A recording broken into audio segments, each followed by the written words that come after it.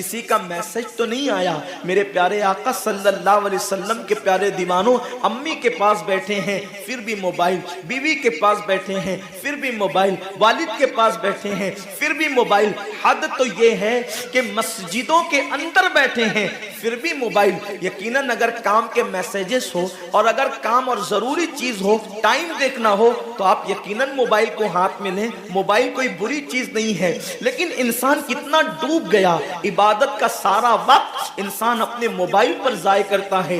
وقت کی قلت, انسان بار بار شکایت کرتا ہے وقت کی قلت دامنگیر ہے, ٹائم میرے پاس نہیں ہے, وقت میرے پاس نہیں ہے, میں بہت مصروف ہو گیا ہوں, میں بہت بیزی ہو گیا ہوں. لیکن اس کو دیکھو کہ رات کے 2-2, 3-3 بجے تک کے آن لائن رہتا ہے بلا ضرورت. ضرورت ہے تو کوئی بات نہیں, بلا ضرورت. میرے آقا صلی اللہ علیہ وسلم کے دیوانوں, موت کی تلوار ہمارے سروں پہ لٹک رہی ہے اور ہمیں جلد سے جلد موت کی تیاری کرنا ہے. صوفیہ فرماتے ہیں جیسے سورج غروب ہونے والا ہوتا ہے تو کسان نظر سورج پر رکھتا ہے اور جلدی جلدی کام نپٹانے کی کوشش کرتا ہے. اس کو یاد ہے یہ بات, اس کے ذہن میں یہ بات کہ آج کا سورج غروب ہونے سے پہلے پہلے میں نے اپنے کام کو مکمل کر دینا ہے تاکہ کل کا سورج طلوع ہونے کے بعد میں نے پھر بیج بو کر کے آگے کا کام کرنا ہے. میرے آقا صلی اللہ علیہ وسلم کے دیوانوں, وہ کسان اگر یہ سورج غروب ہوتے ہوتے مر گیا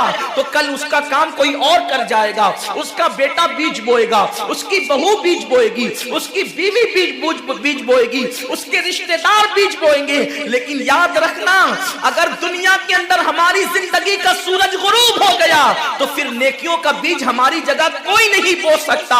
اللہ رب العزت نے کبھی ماہ رمضان کی شکل میں, کبھی شب برات کی شکل میں, کبھی شب قدر کی شکل میں, کبھی اللہ اکبر ماہ شعبان کی شکل میں, کبھی لیلۃ البراء کی شکل میں, کبھی شب معراج کی شکل میں, کبھی لیلۃ الجمعہ کی شکل میں یہ حسین قیمتی لمحات ہمیں اس لیے عطا فرمائے ہیں کہ میرے بندے اگر تو گناہوں کے اندر ڈوب گیا ہے, یہ مخصوص راتیں تجھے دے رہا ہوں, مخصوص دن تجھے دے رہا ہوں, ان راتوں میں میری عبادت کر لے, ان دنوں میں میری عبادت کر کے مجھے راضی کر لے تاکہ میں تیری مغفرت کر دوں. اور پھر رمضان شریف کی تو بات ہی جدا ہے. ماہ رمضان تمام مہینوں کا سردار ہے. میرے آقا مصطفیٰ کریم رؤوف الرحیم صلی اللہ علیہ وسلم فرماتے ہیں ماہ رمضان کو سارے مہینوں پر ایسی فضیلت ہے جیسے مجھ محمد کو تمام مخلوق پر فضیلت حاصل ہے. میرے آقا فرماتے ہیں ماہ رمضان شریف میں اگر تم ایک نیکی کرتے ہو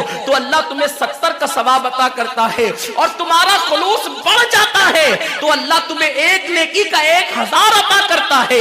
اخلاص اور بڑھتا ہے تو اللہ ایک نیکی پر تمہیں بے حساب ثواب عطا کرتا ہے, اس کا کوئی حساب ہی نہیں ہوتا. آقا کریم رؤوف الرحیم صلی اللہ علیہ وسلم فرماتے ہیں یہ ماہ رمضان کیا ہے. اللہ کے محبوب مصطفیٰ کریم صلی اللہ علیہ وآلہ وسلم ماہ رمضان شریف کے روزوں کی اہمیت بیان کرتے ہوئے فرماتے ہیں کہ ماہ رمضان شریف کا ایک روزہ اگر کوئی چھوڑ دے اور پھر ساری زندگی اس کے بدلے میں روزہ رکھے تو ساری زندگی کے روزے اس ایک ماہ رمضان کے روزے کے برابر نہیں ہو سکتے.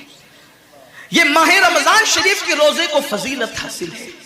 اور اللہ کے حبیب صلی اللہ علیہ وسلم فرماتے ہیں جو ماہ رمضان شریف میں عبادت کر کے اپنی بخشش نہیں کروا سکتا, اپنی مغفرت نہیں کروا سکتا, پھر اس کو کبھی موقع نہیں ملتا کہ وہ اپنی مغفرت کا سامان کرے.